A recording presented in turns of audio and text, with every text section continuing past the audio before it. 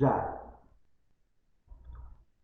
Bom dia, boa tarde, boa noite. Não sei em que horário você está assistindo o nosso vídeo, mas dos trabalhos do contexto da Fria, o nosso tema é a crise dos mísseis de Cuba. E como eu sou dramático, eu coloquei um subtítulo: Os 13 dias que abalaram o mundo, que foi um evento muito importante para a história. Mas antes de chegarmos na crise em si, vamos aqui a um breve preâmbulo da história cubana. Foi uma ilha, é uma ilha caribenha, e teve colonização espanhola e conseguindo a sua independência, entre muitas aspas, no final do século XIX, bem no final, 1898, bem já na virada mesmo para o 20. Só que quem proporcionou essa independência espanhola foram os Estados Unidos. E em troca dessa dita independência, quem, apesar de não oficialmente acabar virando o novo colonizador de Cuba, foram, né, os Estados Unidos, as corporações americanas, e patrocinaram diversas ditaduras na ilha antes da Revolução de 59 e fizeram, principalmente de Havana, que era a capital, um polo de divertimento, com hotéis, cassinos, clubes, salões de dança, algo muito parecido com o que viria a ser depois Las Vegas, Monte Carlo e Mônaco. Só que, né, tinha todo esse glamour na capital, só que Cuba em si sempre foi uma ilha muito agrária, que dependia do cultivo do tabaco, quem não falar de charuto cubano, e da cana-de-açúcar. Ou seja, a população no geral era muito pobre, era uma população muito empobrecida. E quando você pega ali esse contexto de Havana, que eles fizeram como se fosse. Seria hoje Las Vegas, em comparação. Só que como tinha essa população muito pobre, acabava sendo também um polo de prostituição muito grande. Então, assim, tinha prostituição até de menor de idade, aí cartel, tráfico humano, era uma coisa assim, muito pesada que acontecia ali, só com uma propaganda linda. Tem até um filme com a Carmen Miranda que não lembro em inglês, mas a tradução seria assim: Você já foi a Havana? Ela cantando no hotel. Então, assim, tinha esse interesse americano muito grande em Cuba, nessa questão do turismo, para até lá. Aí, na década, isso, como eu disse, virada do 19 para o 20. Já lá na década de 50, teve um grupo que tentou derrubar a ditadura do Fulgêncio Batista e que fez um ataque em 1953 a um forte militar no interior da ilha, só que não conseguiram ter êxito. Foram derrotados, foram presos e acabaram em 53. Em 55 eles acabaram exilados e mandados para o México. Só que no México eles se reorganizaram, se encontraram com outros guerrilheiros e voltaram a Cuba em 1956. Porém, o governo Fulgêncio Batista interceptou essa volta e fez com que eles planejou um ataque. Só que nesse ataque não conseguiu matar todos os guerrilheiros e eles continuaram na luta deles, continuaram lá a guerrilha pelo interior da ilha, primeiro em floresta, depois em plantações, propriedades grandes e médias, fábricas, e foram ganhando espaço. E o Fulgêncio abafando, fingindo que não tinha nada acontecendo, que tinha matado esses guerrilheiros, o que não era verdade. Até que eles foram ganhando apoio, mais apoio da população, né, muito pobre, contra os desmandos daquele governo, e acabou que em 59, já vendo que os guerrilheiros já estavam na porta de Havana, com medo de ser morto, o Fulgêncio Batista fugiu de Cuba e os guerrilheiros entraram, tomaram Havana sem muito esforço e acabaram instituindo um governo próprio, cujo líder era o Fidel Castro. E né, também no meio também estava junto com ele em todos esses anos de guerrilha o Ernesto Guevara, o famoso Che Guevara. Então, aí já no poder, o Fidel Castro e os ministros deles, entre ele e o Che, Fizeram uma reforma agrária, como eu disse, uma ilha muito agrícola e muito pobre, desfez os vários latifúndios que existiam em Cuba e estatizou diversas empresas e bancos que haviam na ilha. E quem que era o principal investidor até então? Os Estados Unidos. Então teve muita fábrica e muito banco americano que o Fidel estatizou, o que não agradou nem um pouco o governo norte-americano, nem os empresários. Porém, até esse momento, Castro não tinha ainda tido contato com a União Soviética. Até o momento ele estava tentando manter um acordo com os Estados Unidos. Porém, quando em 1960 os Estados Unidos propõem um embargo a Cuba, que está de pé até hoje, inclusive, eles se voltam para a União Soviética, então outra grande potência do mundo à época, né, da Guerra Fria. E com isso, muita gente fugiu, muito mesmo, assim, gente que com medo da revolução, com medo de perder tudo, fugiu de Cuba, muitos cubanos. E quem se opôs a princípio ao governo também foi exilado, a primeiro momento. Então, em 1961, o governo norte-americano cria um plano de, sem o seu exército, mas com esses exilados, invadir Cuba para derrubar o Castro, o que ficou conhecido como a invasão da Baía dos Porcos, que é uma baía a uns 40 quilômetros da capital Havana, um porto bem próximo. E só que a Milena vai explicar um pouquinho melhor agora o que foi essa invasão.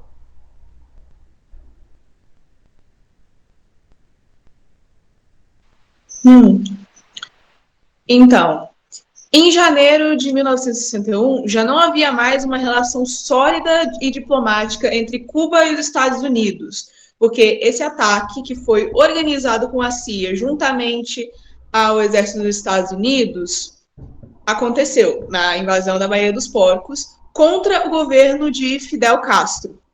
O ataque, mesmo não sendo totalmente apoiado pelo presidente Kennedy, que não disponibilizou totalmente suas tropas, deixou bem claras as intenções estadunidenses com aquela intervenção, que era derrubar o regime socialista cubano. Pode passar, por favor. Nisso, a Cuba e a União Soviética se uniram e foi feito um plano militar, onde tentou se instalar cerca de 42 mísseis por aí de médio alcance na ilha. O ato, obviamente, enfureceu os Estados Unidos, que logo tomou como ameaça. Porém, os mísseis já haviam sido instalados como uma retaliação ao ataque à Baía dos Porcos, e, juntamente a isso, que os Estados Unidos já tinham instalado mísseis na Itália e na Turquia que facilmente atingiriam o território soviético. Com alcance de tipo 1.800 quilômetros, eles poderiam atingir alvos em todo o sudeste dos Estados Unidos, incluindo Nova Orleans, Houston, St. Louis e Washington. O governo de Kennedy já desconfiava da presença dos mísseis, mas ele só obteve as provas após as fotos aéreas, como está aí na imagem, tiradas por aviões espiões no dia 14 de outubro de 1962.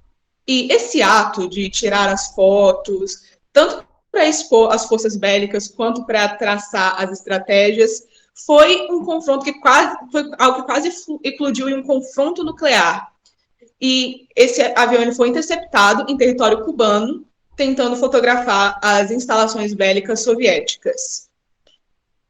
Agora eu vou passar para a Aninha. Ou para o João Paulo, que ele vai falar mais sobre esse mapa.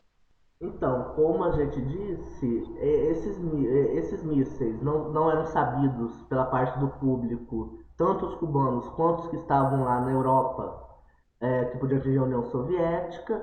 Só que qual foi a preocupação dos Estados Unidos ao verem esses mísseis?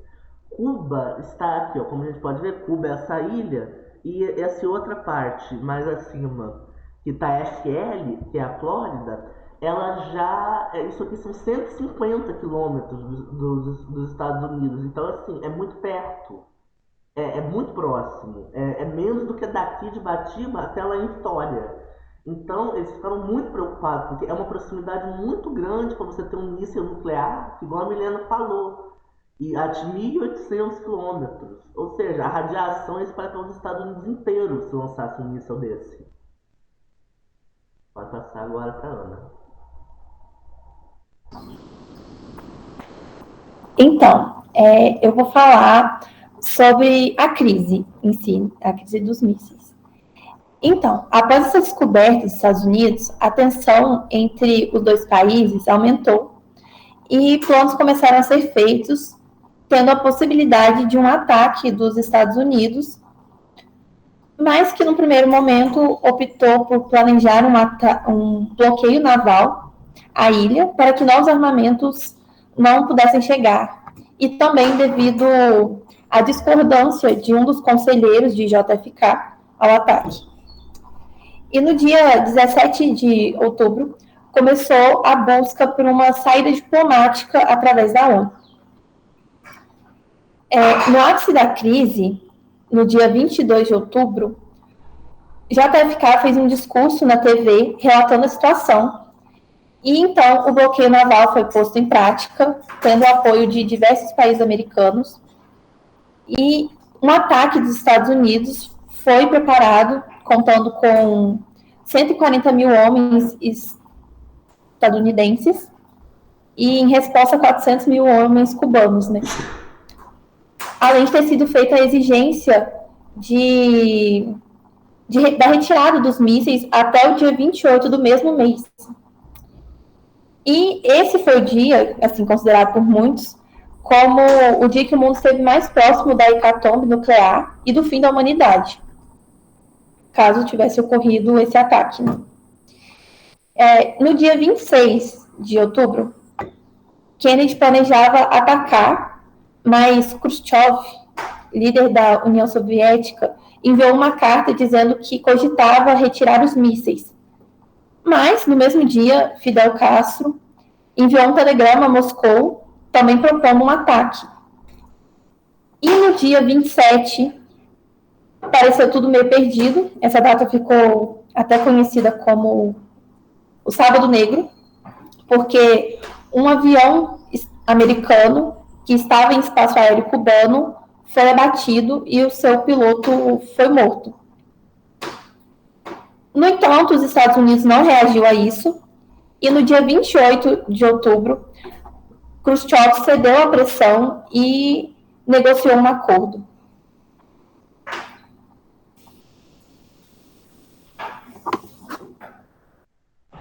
Assim como foi falado pela Aninha, no dia 28 de outubro, Khrushchev cedeu à pressão e estabeleceu um novo acordo, com os seguintes termos: a retirada dos mísseis de Cuba, sob vistoria da ONU, desde que os Estados Unidos prometessem publicamente não mais atacar a ilha, desfazer o bloqueio contra navegações, contra embarcações soviéticas e retirar os seus mísseis presentes na Turquia e na Itália. Fato até então não sabido pelo público. Assim terminava o momento mais tenso da Guerra Fria, os ditos 13 dias que abalaram o mundo. Na imagem apresentada, podemos ver o encontro entre os então presidentes dos Estados Unidos e da União Soviética. À esquerda se encontra Khrushchev e à direita Kennedy. Os desdobramentos desse acordo. Após esse episódio, inúmeros acordos foram estabelecidos com o intuito de limitar os testes e o desenvolvimento de armas nucleares. Além disso, a ilha de Cuba, sob o regime de Castro, não foi mais ameaçada militarmente pelos Estados Unidos. Devido às dificuldades de comunicação, no ano seguinte foi estabelecida uma linha direta, a chamada Linha Vermelha, entre os Estados Unidos e a União Soviética. Mas, ao contrário do que a cultura pop nos mostra, essa linha vermelha não era um telefone vermelho, mas, a princípio, era constituída por um aparelho de funcionamento parecido com o fax. Bem, no slide seria o encerramento, só que como o senhor estendeu o prazo, a gente vai acabar falando agora de um outro fato que eu não tinha achado uma fonte em português muito confiável, só que como a gente escreveu o roteiro antes e adiou o prazo para a gravação, estamos gravando depois, acabou que um site publicou uma matéria, um site confiável, publicou uma matéria sobre um fato que aconteceu no dia 27 também de outubro de 1962, que era a presença de um submarino soviético, o B-29, próximo a navios estadunidenses, só que muito profundo, e que os Estados Unidos começaram a jogar cargas nucleares para tentar, segundo os Estados Unidos, para sinalizar o submarino que subisse à superfície. Os soviéticos não sabiam disso, estavam sem rádio, não tinha como contatar nem os americanos nem Moscou. Então, no dia 27, um dos 3 oficiais do submarino fez a proposta de bombardear com míssil esses navios americanos. Só que um dos 3, chamado Vasily Arkhipov, foi contra esse míssil. Então, como a Ana disse, há uma divergência de qual dia foi o dia mais crítico da crise, se foi o dia 22 ou o dia 27. Aí, complementando isso, no dia 27 teve esse míssil que quase foi lançado para um navio, isso nós estamos ali em águas internacionais, mas perto de Cuba.